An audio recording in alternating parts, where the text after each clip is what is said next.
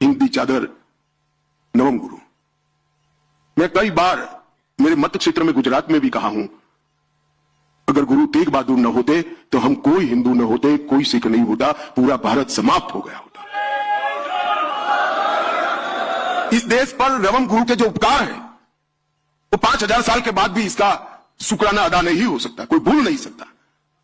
जब कश्मीर के पंडित उनके पास गए और कहा हमारा जबरन धर्म परिवर्तन हो रहा है, हमें बचाइए, आप ही बचा सकते हैं, तब उन्होंने उनके मुख से एक वाक्य निकला कि ये जुर्म तभी रुकेगा धरती कोई महान आत्मा का बलिदान मांगती है। और मित्रों, उसी वक्त कहते हैं ना पूत के लक्षण पालने से, उसी वक्त 8 साल का बालक गोविंद राय दशम पिता पास में खड़े थे। उन्होंने एक क्षण का भी विचार करके करे बगैर कहा कि आपसे महान कौन हो सकता है, अगर बलिदान देना है तो आपको ही देना चाहिए। एक 8 साल का बच्चा अपने पिता को कहता है कि आप तो बड़े महान हो, अगर बलिदान देना है तो आपको देना चाहिए, रोक के धर्म परिवर्तन को।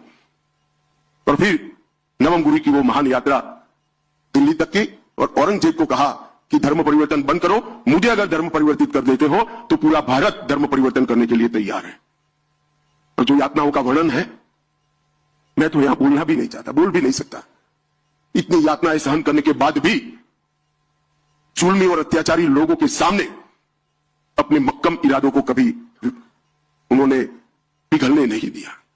ढेर सारी यातनाएं सहन कर अपना बलिदान दिया।